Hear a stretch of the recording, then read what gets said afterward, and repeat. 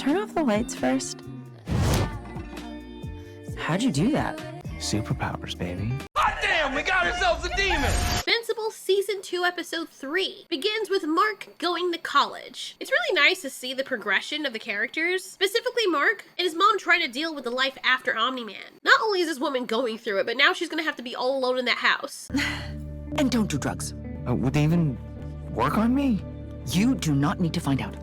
Isn't that the whole point of finding yourself? To find out, like, what works on you and what doesn't? I understand where she's coming from, and this is a mother thing to say, but as a superhero, don't you need to know what kind of drugs work on you and what don't? What if you find out, because of your metabolism, there's like this opposite effect of certain drugs that people can use on you now to make you weak? Like, it's your duty as a superhero to find everything out, how your body reacts to certain things, because you're not like everybody else. And let's just say that you could safely do drugs as a superhero without them having any adverse effects. Would that really be an issue? The only reason why people are instructed not to do drugs is because they have negative impact on your health. If that doesn't affect Mark, then what is the ethical issue there?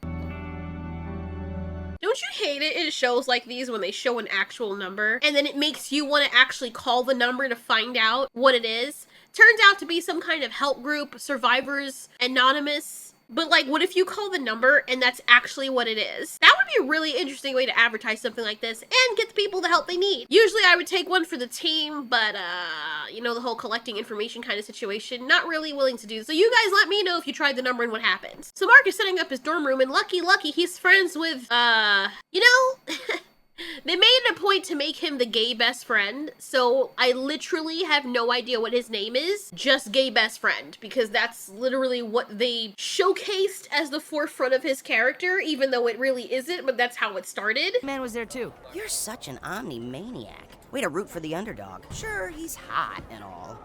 And that mustache. Sorry, okay, straight stuff. You up for some Clash Crash? I need to talk to her. You and all the other straight boys in a 10-mile radius. I literally have to look him up, hold on. So, you see what I mean? See what I mean? Like, it's not just me then. Like, that's literally what he's known as. That is no good! So we find out that Mark's favorite toy is this dog person. So William is like, look, dude, you already have a girlfriend. You're good to go. But then Mark is like, nah, well, I could just make you look good by comparison because look at your room. It's like fashioned out, super neat and quiche. No, wait. Anyway, William's like, you got a good point there. He explains to Mark how college works. If you put a sock on the door, that means that someone's in there getting busy. And like, what if you get busy? And got busy! And you fall asleep and forget the socks on the door. I mean, I guess then people would see that and be like, yeah, someone's still in there all naked. But what if you have nobody else? You have to sleep in your car for the rest of the time? Where are you supposed to sleep and poo? Stop it.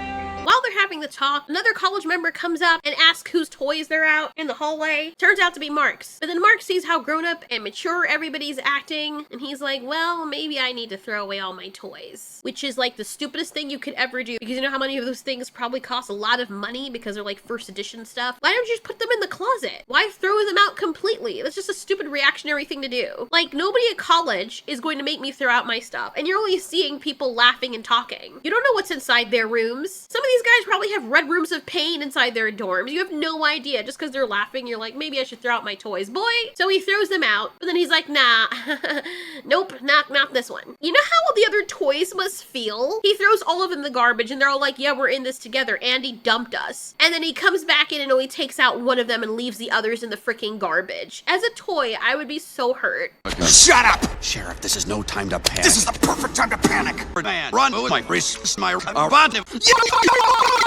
an action figure! Anyway, Mark comes back and a sock is on the door.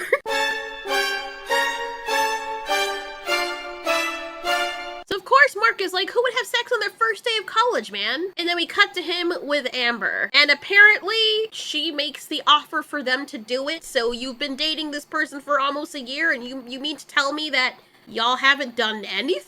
Like, nothing whatsoever. I mean, we know Mark hasn't, but yeah, okay. The way she's all forward and like, I don't know, man. I just find that very hard to believe. Us, for example? Us? My roommate doesn't arrive until tomorrow, so we have the whole place to ourselves. Okay, I mean, yeah, like right now? Bro, you need right now, bro. First of all, I'm sorry, this is so unbelievable and just came from out of left field. I feel like they already did it and it was implied, but for the audience sake, they walked it back and like, you know what, let's pretend they didn't so we can give you a little tease of what it would be like with Mark losing his V card. Wait, V cake. Wait, what is it called when, hold on, V card, V cake? Why can't, huh? Let me look it up. Okay, so whatever that is, that's clearly not liked. What is V cake? Nope. What is V card? Okay. Oh my god. Okay, hold on. Okay, you know what? Not important. We could. Okay. Yeah. I don't know what skeeves me out about this. Like, it's not just the fact that I don't really care for Amber, but it's also the fact that she acts like a freaking 90-year-old person. So her talking to him gives me these icky vibes of an adult talking to a child. I don't know why. I get it, she's more experienced probably, but I don't know. It's just triggering my PTSD for some reason.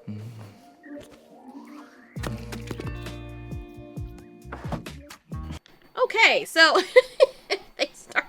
You make this. The face he's making! About to take these damn shorts off. Yo, I love how instinct takes over real quick when people start getting it on. It's so freaking hilarious. I feel like this was supposed to be fan service, even though nobody's a fan of Amber, let's be honest. Yeah, I'm gonna keep talking about it. Shoot me. Wait, you don't have like super strong or something, do you? Wouldn't you say it's a little bit late to be asking those type of questions? I mean, you had a freaking whole year and not once, no head, no nothing?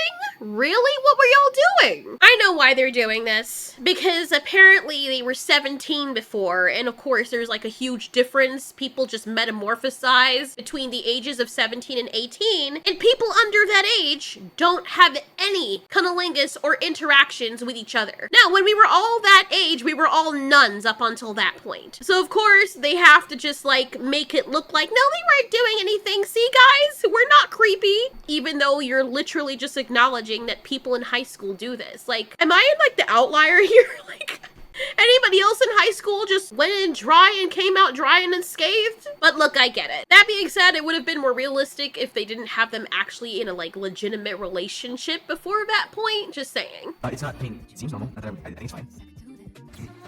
And he would accidentally crush me or something? Like, if you get excited? You're now asking these questions? Asking all them questions. Really?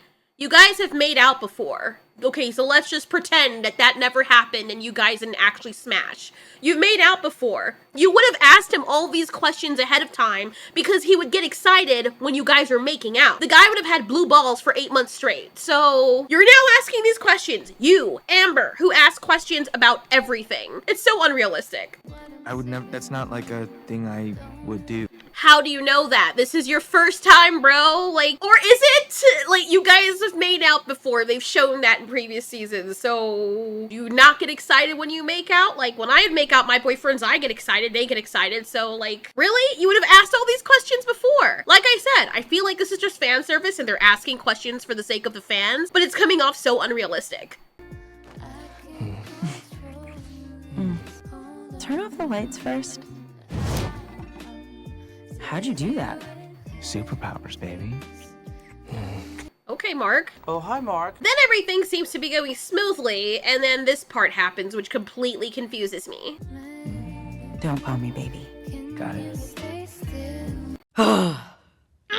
Would you rather him call somebody else baby? What the fuck?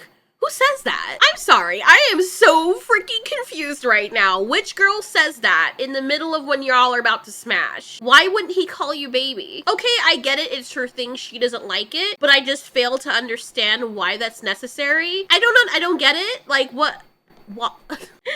Just when I was like, you know what, they want to retcon her character and make her a little bit more tolerable with her receding ass fucking hairline, sure, why not? But then she has to say some shit that's like, completely remember now why this character is annoying as fuck. And so, dear audience, perhaps it's time to give Amber and Mark some privacy. Yeah, why would you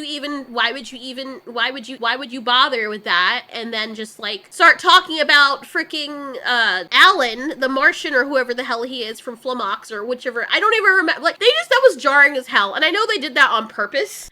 So it's really annoying. It's like, okay, not that I want to like, you know what I mean? But anyway, moving on. So I do like Alan's whole backstory here. His people being smushed to smithereens. That planet looks like it has 2 big eye holes. And they look like yolk. I know that's so off topic, I'm sorry. So, being that the Viltrumites are super strong, apparently they were trying to create... Ew, what in the Rick and Morty? The perfect super soldiers. Thetis here, who I guess is supposed to be Odin. Why is there a Christmas tree in the background? Asked everyone, because he's a part of this whole council thing, what are we doing about the situation? Because we don't want the Viltrumites to come in and use us as condiment paste again. And that's when we meet Alan. And only success. From the day he was born, Alan was trained to be the greatest fighter the universe had ever known. He looks like my cousin. I know that sounds awful. That's not what I mean. Uh-huh. It's the structure. Never mind. Now, the part that confuses me is he lost a fight against a Viltrumite, and he lived, which is very promising, I guess. Why did the Viltrumite not finish him off? I don't know. In hope of finding an ally strong enough to withstand a Viltrumite means the entire universe, you have to be... Oh god, that was cute. So we follow Alan along his life, and we meet these people who look like they're wearing shields for faces. I feel like I want to use their face as a steering wheel. It looks like something that you grab onto for, like, support. Oh look, it's Amber 2.0. Oh look, it's Santa Jesus. Needless to say, the councilmen aren't too happy about him reporting Mark, because Mark is half Viltrumite. Thetis, the balding god, admits that they have a point, because the Viltrumites are doing things that they've never done before, like leaving their post and sleeping with humans and sons fighting with their fathers and whatnot. At least not since the Great Purge. It's cute seeing Alan go to bat for Mark. He says that Mark is not the kind of person, he's not a regular Viltrumite, and he almost died trying to fight his father and protect Earth. Yes, I'm your father. So Thetis is like, can I have a word with you, bro? And he's like, yeah, so our other coalition, like the other people who joined, so they got smashed by Viltrumites. We have a mole inside here, and I want you to find out who it is. And Alan's like, you got it, fam. We need to discover if someone's betrayed us. Alan. We already know that he's the freaking mole. I have a feeling, because he's the one that's like, find the mole. That's something the mole would say so that everyone doesn't focus on them being the mole. Because, like, why would the mole ask someone else to find the mole? You know what I'm saying? As my husband pointed out, why does it have 2 anal canals? Like, what is the purpose? What is the second one for?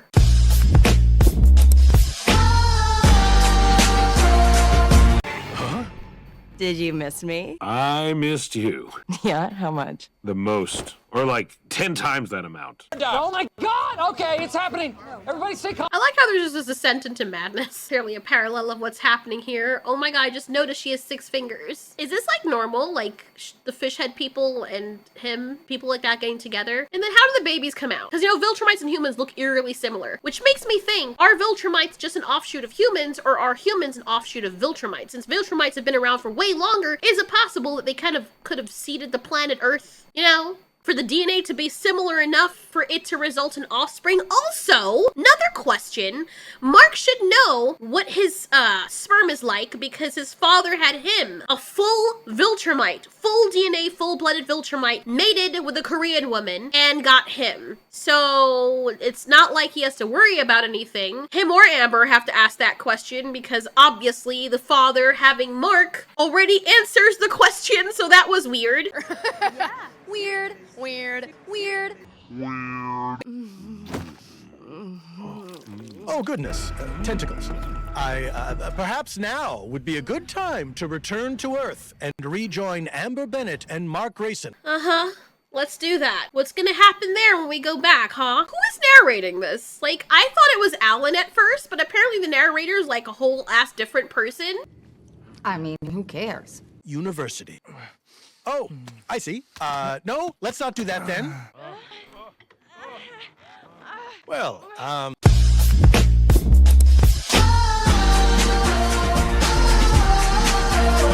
So we see them on their date after they've worked up an appetite. Oh. Yo, they're eating something that's eating everything. What in the world? Oh my god. Oh my god, I choked on something! Oh my god! Fuck off! What the fuck did I choke? Hey, what did they just want to talk about after the council meeting? Look, I'm not really supposed to, Yep. Like I said, Amber 2.0. Like, why is their first go-to to get mad all of a sudden? Like, they're always on the edge of threatening someone. It's so annoying. Like, bitch, I don't have to tell you you ain't my wife. What in the world is this? Bro, what in the Howard the Duck's mistress? What is going on with these worlds? Like, what?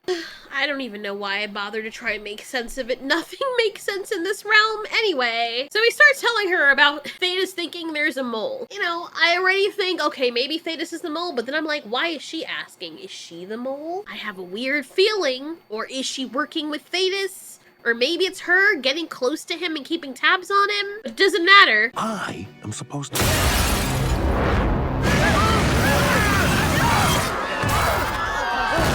That's pretty cool technology, by the way. I like that they thought that out. So unfortunately, the date takes an unexpected turn for this unconventional extraterrestrial romantic couple, as poor Alan is snatched from out of the restaurant and thrust into a skirmish against not one, but 3 Viltrumites. 3! And we know that from, you know, earlier tellings of his tale that he already has had fights with Viltrumites, and he lost against one, but it left him alive for some strange reason.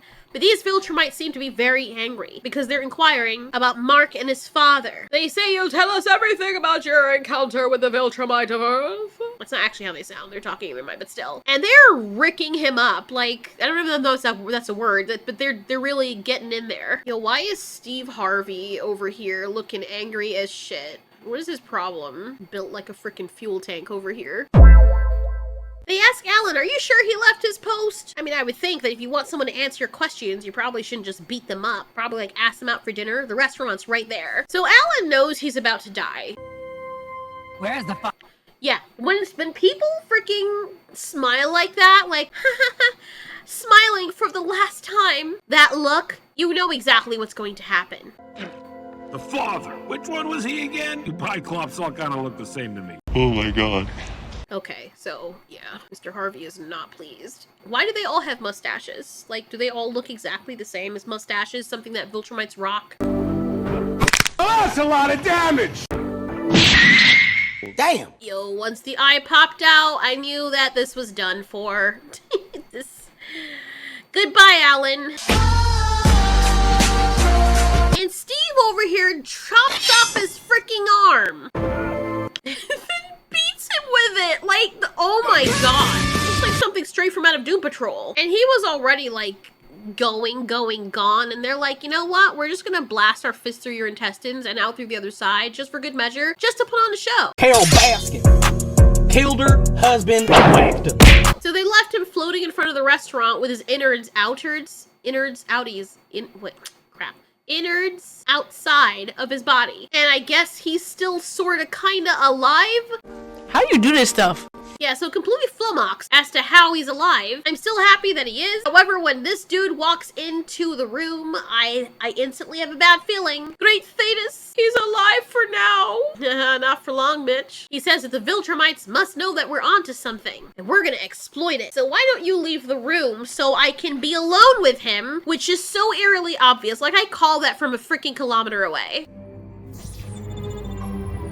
With all the technology that they have, wouldn't they have nurses like on call or something that if something happens or someone dies? Or wouldn't the machine alert them? Maybe he turned off the alarm system or something, but when they have like a backup plan for like emergency resuscitation, I mean, if there is a hole punctured through the airlock, they have something that can immediately patch it up. It makes it very hard to believe they don't have a failsafe for this as well. I mean, they put him back together. He is a super soldier, but they place his intestines back inside and coil them around in the perfect way to make this guy okay. Sort of, kind of, and they don't have backups. Really? Kind of ironic.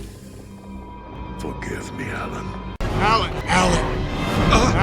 He's basically the Omni Man of this, in this situation. He is a great, iconic, legendary figure that everyone knows and respects, and no one ever expects to have any ill will against them. And yet here he is. Then the show ends. I'm kidding. It only ends for Alan, and it really threw me off guard there when that happened. Now we go back to our world, where we have this weird conversation with Rexplode and Kate, and him claiming that Kate is in the wrong because she cheated and he's an ex-cheater, which makes no freaking sense. I don't know why there was a need for this scene to go on as long as it did. Then we get the Martian dude, who no one knows is a Martian, but he is doing everything in his power to be as weird as possible, and nobody sees anything wrong with this. Hello, chum. I'd like to run while remaining in a stationary location. Black women! This is so stupid. He's such an idiot for real, because like, if you understand the concept of a treadmill, and you understand that they run while they're in the stationary location, and you've seen people use it, you know well enough which machine to go to do the running, then that must mean that you've observed humans on it before. So why wouldn't you just mirror what they're doing? I feel like they did that for the sake of making this corny funny, and it's really not. Rudy and Monster Girl go on a date. Rudy's attempting to control his emotions and overcome fear. Monster Girl's like, it's useful because when you're afraid, it means you won't jump off a cliff or something. Or it could mean that while you're falling off the cliff, you're gonna have a very horrible few seconds before you hit the ground. Debbie's trying to still get over everything, and she goes to that place that Olga told her to go to, the one with the mysterious organization number, and their only first name basis for obvious reasons. It's superhero spouse survivors. And it's funny seeing her text messages because it's something my mom would do, or my dad. And I get that parents are like this, but it's like, bro, leave him alone. I know you miss him, but Lord have mercy. Let him settle in. And they say she's an ISTJ. No, she's not. And she's like, call me when you get the chance. And I feel for her. I do, but Lord, come on. She has no one, I guess, so she only has her son. And she feels like she doesn't want to lose him, and she wants to keep tabs, but for him to go out on his own, you have to give him some freaking space. So then she sees the guy from the survivor group who was talking about his wife and how he lost her. He's very kind and invites her out for a drink, but only if she wants to. His face looks like the bottom half doesn't belong to him. That is not funny. I don't know why I started laughing. It just looks so... It just looks odd. Ew. His face looks like somebody curb stomped it. I'm sorry. It just looks nasty. Midnight Slaughter? That's rated R. I see. And? You need your parents to buy you R-rated. Why is he so angry? Why do people... Okay, you disagree. You know, it's rated R. Your parents have to buy you tickets. Calm down. Relax. You are way too emotional about this. I don't know why you're getting that upset over a kid asking for R-rated tickets. The worst you can do, which is not sell him the tickets. So, did you break up with your girlfriend today or something? Like, sometimes these animations are hilarious. Tickets. That's ridiculous. How does a parent's presence change a film's suitability for the underage? Exactly. But I guess they're trying to say, well, if your parent allows you to see it, then, you know, we're not the ones making you see it. Which still doesn't make sense because you can put stuff in advertisements and commercials that are not acceptable for kids on Kids Channel. Anyway. It changes it in that I don't get fired for selling you a ticket. Okay, calm down. Why are you getting so angry at a kid? Like, he's just asking a question. I can understand if he was being an asshole to you, but he's literally just asking a question. This guy is so uptight. It makes me want to smack him. I swear to God. Was this in New York? Daddy, chill. What the? Hey, it's fine. They're my kids. They can see the movie. What? You want to do a DNA test now? Wow. That guy, am I right? I haven't had burgers and fries in so long. And I hate it. I hate processed food, but like watching him enjoy it. I know these aren't good for me, but... So as Debbie and Sneaker Mouth over here, as they're talking, unfortunately for Debbie, it's revealed that his wife was the green ghost woman. Mark finally comes back to the dorm. How many pillows does William need to sleep on? Is that good for your neck? I have one of those swoopy pillow things where it like cradles your head and it feels so good. When like you're trying to lie down on pillows like this and your body is shaped like the letter J, that can't be good for your spine. Oh my God, you had sex with Amber. Whoa, what? You are nosy. Damn, bro, can I freaking relax for a second? Probably spent all night busting caps. I mean, don't really want to talk about this. William. How was it? I want all the details. Ew. Gross, no. I know, right? Like I get it, but bro, first of all, it's really late at night. Second of all, why do you want all the details? About what? Like, what are you getting out of it, bro? You're gay, so unless you want to know how it felt for Mark, like, what is the point? Sorry, and I believe this goes both ways. It could just be my circle of friends, but when I'm talking to my gay friends about crap, they don't want to hear on my end how I felt about it. Like, one of my friends literally said gross to me when I was describing it to him, and I wasn't even being that graphic when I was doing it. Likewise, I don't want to hear how it felt while his 10-incher was sliding into your freaking ass. Like, there's certain things that maybe you should just keep to yourself. I don't even want my straight friends talking about that shit with me. Like, that's stuff I would read or watch on my own. I don't need to have a conversation with you about it. Especially not right after I had it, and not when I've been out of my room the entire day locked out because you were having fun. Which we discover soon after wasn't the case. William forgot the sock on the door after his demonstration, but he obviously took it off because when Mark came in, the sock wasn't there. They're still salty about Bionic Man over there, and they mentioned that they're supposed to be releasing him in a month or so. I realize it's been a while since I watched season 1, so I actually went back and started watching season 1 because I don't remember half of the shit that happened. I remember there's like a Doctor Who arc where they have this equivalent to Cybermen. Then some weird stuff starts happening, and Willa's like, oh no, this is bad. Turns out, Seance Dog is here to see Mark Grayson. He's freaking saying his name really loud. And I don't understand, because I watched the first season over of Invincible, and there are a ton of things that happen right there out in the open. People have cell phones, and nobody catches any of this, really? Woohoo!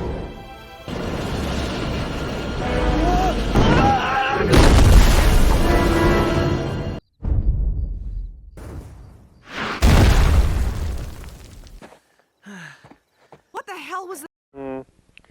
I don't think anybody would believe this story. Mark is not having this. He's like, bro, he's a comic book character. You're not real. Mark, you're a literal superhero. What are you talking about? You've also had experience with there being alternate universes, and yet this is so incredulous to you? So Seance Dog reveals that the jig is up. It's actually like this ant mantis thing. It's like, oh my disguise, I'm a bug with lips ready for the taking. Oh my god, bro. He explains that the journey to your world took most of my life, which means they probably don't live very long, and he's in trouble. You see, his nation, they're being obliterated by these freaking asteroids.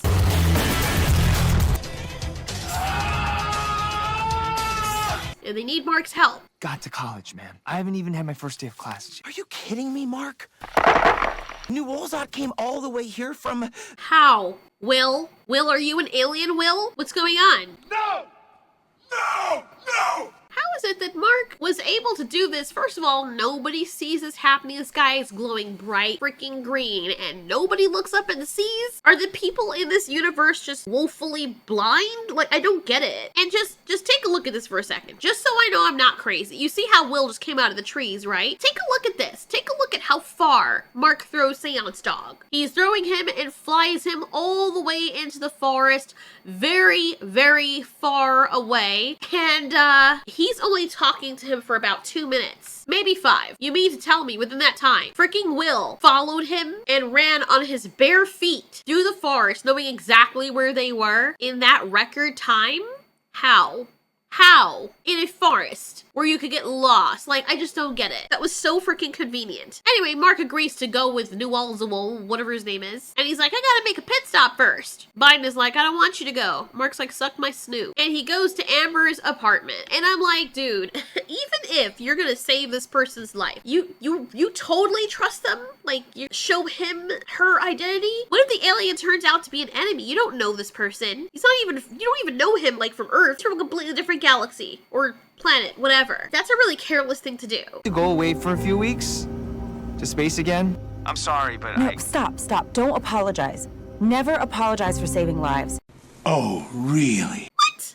Is this the same bitch in season 1 that basically was getting on his case because she knew he was out saving lives? This same person? Really? Y'all really gonna gaslight us with this character? Okay. It's okay. This is why I'm always late or why I don't show. Because I'm off saving lives or stopping some bad guys or... Did you hear what I just said? Ugh, I know you're a superhero.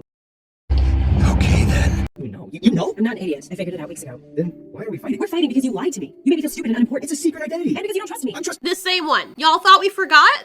Oh, but it's because she's mad because he lied to her and didn't trust her. It's not like she doesn't know how superheroes work and why they hold things secret. She's not his wife. They've only been dating for a few months. She of all people should understand this and why he wouldn't be ready to tell her yet. Yet she literally basically all but called him a coward when she knew he was responsible for saving everyone's lives at the college, and when she knew he was late to all their stuff, she still made him apologize for being late even though she had known all this time for a while back that he was invincible. Yes, I'm gonna keep saying this because I like how the writers are trying to pretend like it never happened. Oh, but it did. I'm sorry, but Stop. Don't apologize. Never apologize for saving lives. Hypocrite.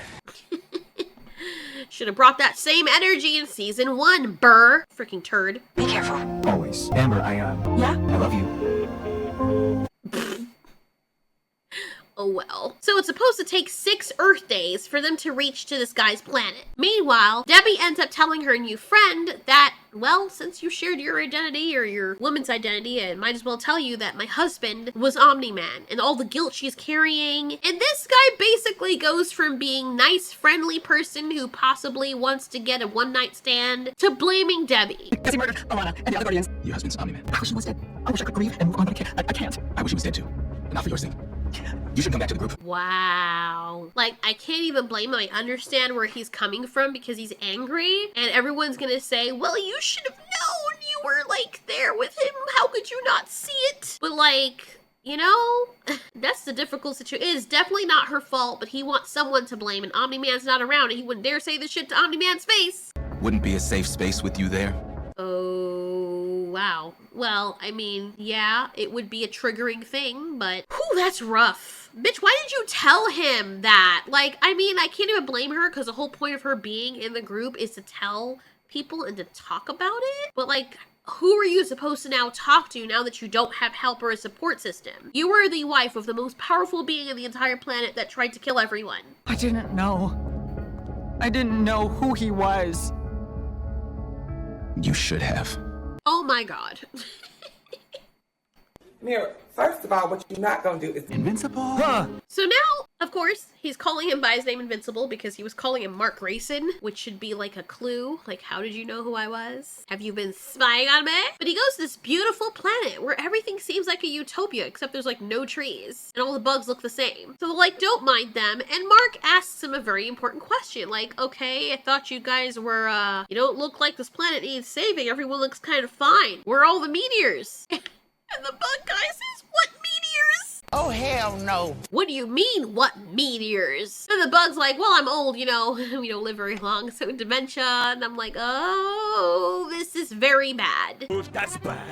That's bad. So anyways, like, we've got to meet our monarch. And when the queen's about to come out, I'm scared for a moment because I'm thinking, okay, the queen's gonna be some very evil person, or it's gonna be a Viltrumite, the ones that were asking for Mark's whereabouts. And poor Mark is all the way away from Earth. Earth is now helpless. Well, not really helpless, but with him not there, and it will take 6 days to go back, he's like, isn't he like the strongest person right now on Earth? Earth is basically unprotected. Hello, son. It's been a while.